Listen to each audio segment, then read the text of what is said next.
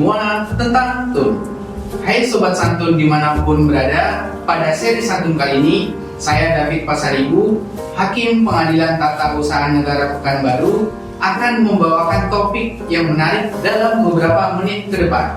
Topik Santun kali ini, kita akan membahas karakteristik hukum acara peradilan tata usaha negara yang katanya memiliki karakter yang khusus. Apa iya? Yuk kita bahas. Dalam seri Santun kali ini, kita akan membahas 4 karakteristik hukum acara peradilan tata usaha negara yang mencakup Dominus Litis Principle, Free-Bevis Theory, Presumptio Iuste Causa, dan No Interest, No Action. Pertama, asas Dominus Litis atau asas hakim bersifat aktif.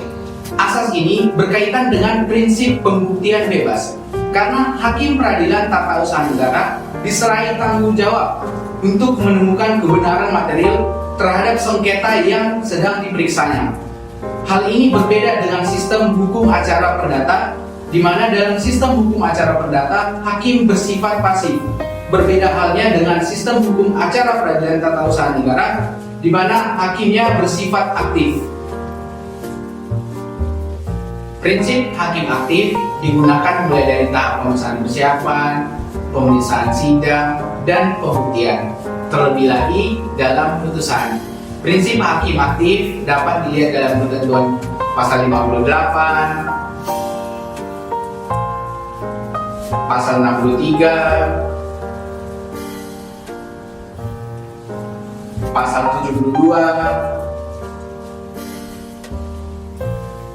pasal 80, pasal 85, dan pasal 103 Undang-Undang Peradilan Tata Usaha Negara. Kedua, asas free-bevis atau pembuktian bebas terbatas. Asas ini berarti hakim peradilan tata usaha negara bebas untuk menentukan dan menggunakan alat bukti yang ada, namun terbatas sesuai dengan ketentuan yang diatur di dalam peraturan perundang-undangan. Dalam pembuktian, hakim menentukan kebenaran material dengan memperhatikan hal-hal yang terjadi selama proses pembuktian di persidangan. Bebas terbatas maksudnya adalah hakim peradilan tata usaha negara menentukan apa yang harus dibuktikan, beban pembuktian, dan penilaian pembuktian. Untuk sahnya pembuktian diperlukan sekurang-kurangnya 2 alat bukti berdasarkan keyakinan hakim. Makna pembuktian bebas dapat dilihat dalam ketentuan pasal 107 Undang-Undang Nomor 5 Tahun 1986 tentang peradilan tata usaha negara. Sedangkan pembuktian terbatas dapat dilihat limitasinya dalam ketentuan pasal 100 Undang-Undang Nomor 5 Tahun 1986, yang dimana alat bukti terdiri atas yang pertama surat atau tulisan, yang kedua keterangan ahli, yang ketiga keterangan saksi, yang keempat pengakuan para pihak, dan yang terakhir pengetahuan hakim. Sebagai tambahan, saat ini bukti elektronik seperti informasi elektronik, dokumen elektronik maupun hasil cetakannya itu dapat menjadi alat bukti dalam hukum acara peradilan tata usaha negara sebagaimana ketentuan pasal 5 ayat 1 Undang-Undang Informasi dan Transaksi Elektronik, yang dimana ketentuan Undang-Undang Informasi dan Transaksi Elektronik ini dipertegas di dalam Kaidah Hukum SEMA nomor 4 tahun 2016. Ketiga, asas Presumptio Iuste Causa atau asas praduga keabsahan. Nah, pada prinsipnya gugatan itu tidak menunda pelaksanaan keputusan tata usaha negara. Nah, artinya setiap keputusan tata usaha negara yang dikeluarkan oleh badan atau pejabat pemerintahan harus dianggap benar menurut hukum, sehingga harus dilaksanakan terlebih dahulu selama belum dibuktikan sebaliknya oleh putusan pengadilan.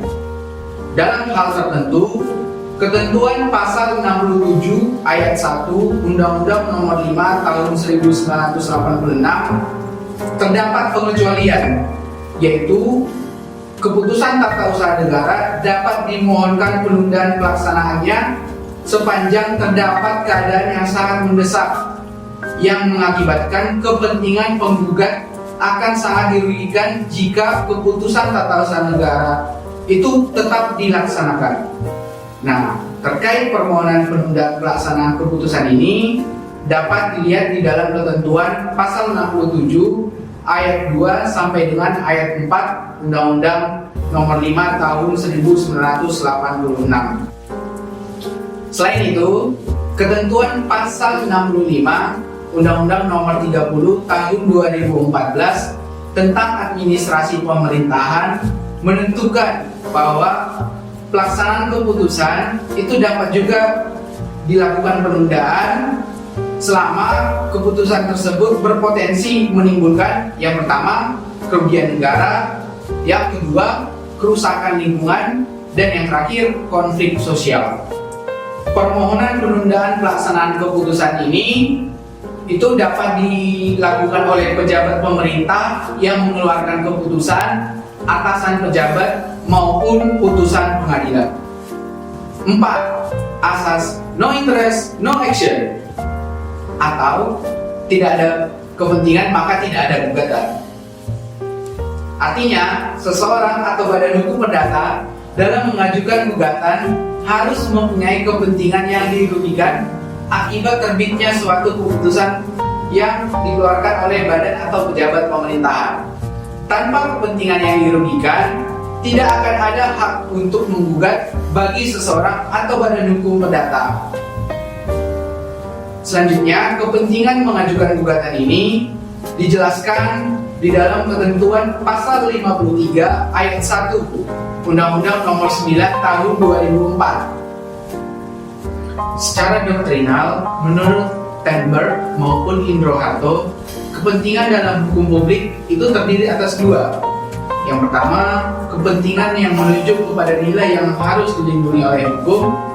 Kemudian yang kedua, kepentingan proses, yaitu hal-hal yang hendak dicapai dengan mengajukan gugatan di pengadilan tata usaha negara. Nah, terkait dengan nilai yang harus dilindungi oleh hukum, ini berkaitan dengan nilai baik yang bersifat menguntungkan atau merugikan sebagai implikasi dikeluarkannya keputusan tata usaha negara, di mana implikasi tersebut dapat menimbulkan kerugian material maupun kerugian imaterial. Nah, terkait kepentingan proses, itu dapat ditemukan contoh kasusnya terkait organisasi lingkungan hidup yang mengajukan gugatan dalam sengketa lingkungan hidup. Nah, terkait hak gugat organisasi lingkungan hidup, itu dapat dilihat dalam pasal 92 Undang-Undang tentang Perlindungan dan Pengelolaan Lingkungan Hidup. Demikian episode Santun kali ini bersama saya, David Pasaribu. Semoga pembahasan mengenai karakteristik hukum acara peradilan tata usaha negara dapat menambah wawasan dan pemahaman kita semua. Jangan lupa untuk like, share, subscribe agar Sobat Santun tidak ketinggalan pembahasan menarik di episode berikutnya. Sampai jumpa di seri Santun selanjutnya. Santun semua tentang hukum.